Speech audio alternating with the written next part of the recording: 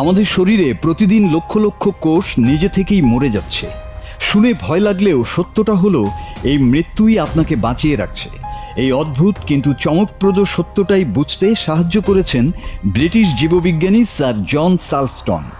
আর তার সবচেয়ে বড় শিক্ষক ছিল এক ক্ষুদ্র কেঁচো, নাম সি এলিগ্যান্স। সালস্টন দেখিয়েছিলেন জীবনের ভেতর লুকিয়ে আছে এক নিখুঁত পরিকল্পনা। একটি কোষ জন্ম নেয়, বড় হয়, কাজ করে, আর ঠিক সময় হলে নিজেই নিজেকে বন্ধ করে দেয়। এই প্রক্রিয়াটি অ্যাপোপ্টোসিস বা বিজ্ঞানীদের ভাষায় প্রোগ্রামড সেল ডেথ নামে পরিচিত। প্রতিদিন আমাদের শরীরে 5 থেকে 7 হাজার কোষ মারা যায়। এটা কোনো দুর্ঘটনা নয়, বরং শরীরের সুস্থ থাকার জন্য একদম প্রয়োজনীয় একটি নিয়ম। ভাবুন তো, যদি এই নিয়ন্ত্রিত মৃত্যু না হতো, তাহলে পুরনো বা ক্ষতিগ্রস্ত কোষ জমে গিয়ে শরীরের ভারসাম্য নষ্ট করত। আর এখানেই আসে বড় চমক। যখন এই প্রক্রিয়া ঠিকমতো কাজ করে না, তখনই শুরু হতে পারে ক্যান্সারের মতো ভয়ঙ্কর রোগ।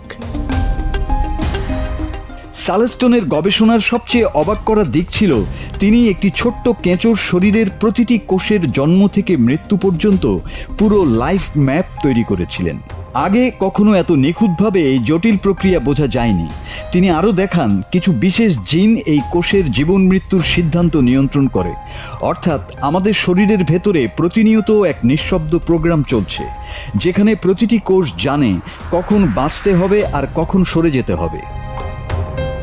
এই যুগান্তকারী আবিষ্কারের জন্য 2002 সালে স্যার জন সালস্টন, সিডনি ব্রেনার এবং রবার্ট হারভিটস যৌথভাবে নোবেল পুরস্কার অর্জন করেন।